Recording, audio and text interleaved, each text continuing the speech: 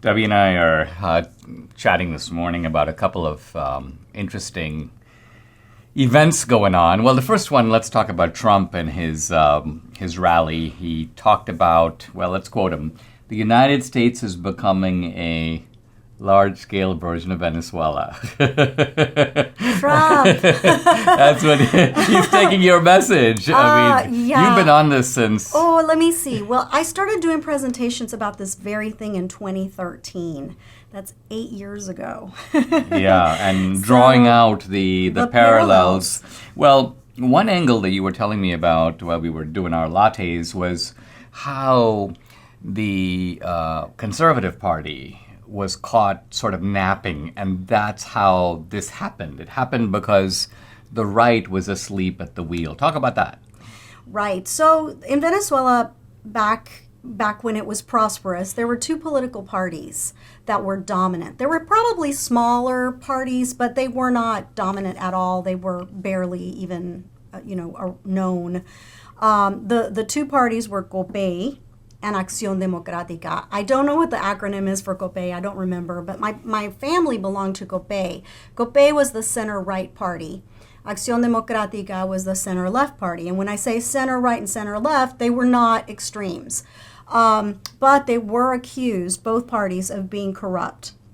And so the center-right party, which was the party that we belonged to, was more for free markets, oil. They were very much into the inviting America and Great Britain to come in and put their oil companies in Venezuela. And so basically they used that to help prosper the country and propel it to the very rich oil country that it was.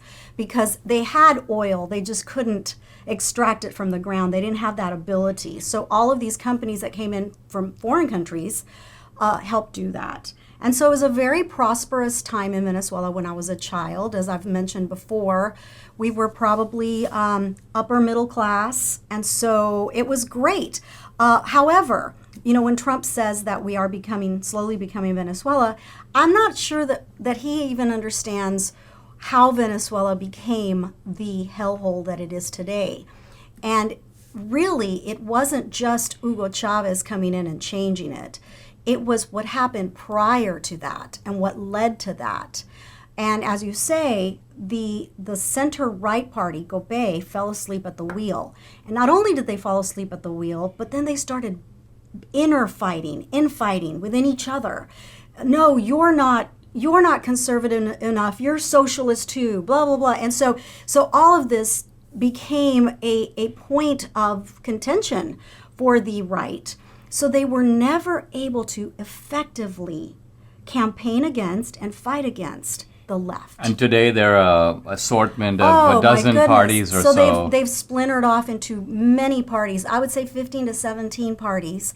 And so, of course, they cannot win any election legally or illegally. They just can't do it because they don't have the capacity to unite into a large force to be able to beat even someone that cheats in elections like Maduro, which he does. But they wouldn't even, if there was a massive landslide on the right, it would be a little bit more difficult for Maduro to be able to fraudulently win an election, right?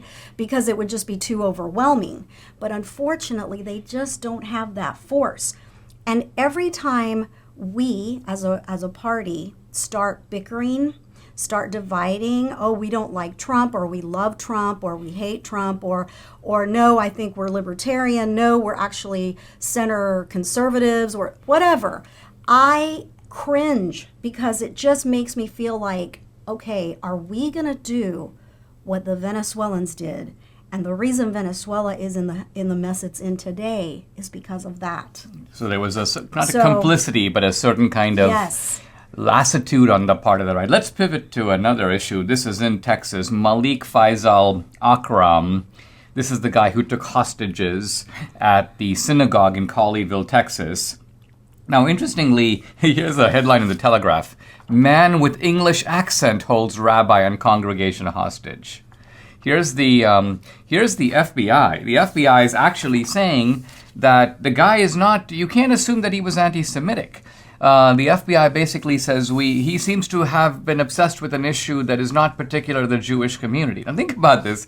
I mean, this is my tweet. I go, the FBI is really baffled. Why would a Muslim man with radical anti-Semitic views who wants to get an Al-Qaeda terrorist out of prison target a Jewish synagogue? It's like they're really scratching their heads over that one. Talk about the Al-Qaeda terrorist, because you know something about her, that he wants to get her out of prison. He calls her sister. Yes, and that there was a little bit of confusion with the term sister, because they thought that her name, first of all, is Afia Siddiqui, and they thought that he was her brother, her blood brother, right? No, in religious terms, you call each other sister and brother, but they're not related.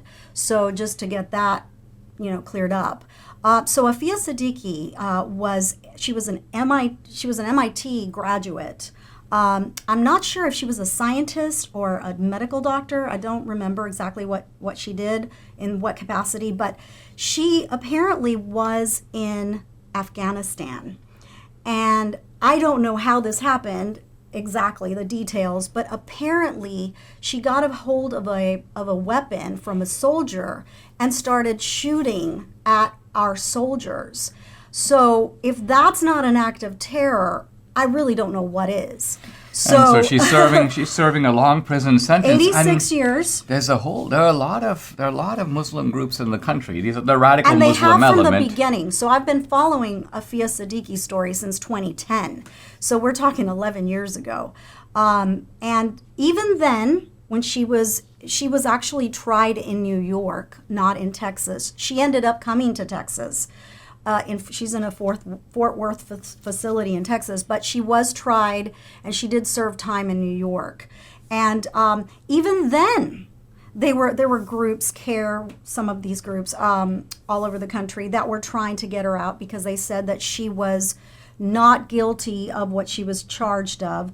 And just so people get a little bit of background, she is married or was married to the nephew of what is his name? Is it the blind sheikh? Yes. Oh yeah. Mohammed. Yes. Yeah. And so she's the married. Wait, do you mean Khalid Sheikh Mohammed? Khalid Sheikh Mohammed. Khalid Okay. Sheikh, not the blind. So the Khalid guy, the Sheikh Mohammed. orchestrator of The 9/11. orchestrator of 9/11. She is related to him by marriage. And so this is a web of terrorism, right? And so for a long time, they've been trying to get her out of jail. They say that, I think recently, and I think this whole thing here started because she was in a fight with an inmate in the Texas facility. And apparently, allegedly, the inmate poured hot coffee on her face and burned her face. And so the outcry is for human rights violations, but they want her out of prison. And I mean, think about it. They're trying to release a woman who has been nicknamed Lady Al-Qaeda for a violent terrorist attack on U.S. troops. And the left doesn't hesitate to go to bat for these kinds of people. At the same time that they're like, lock up all the January 6th protests, lock up all the grandmothers. Right, where are the human rights violations outcry for them, right? So exactly. So yeah, this is and they just arrested, I believe, 2 teenagers in Manchester for this. So this has a international web of maybe. In other words, it's suggesting an element of planning that may have gone all the way back to Britain.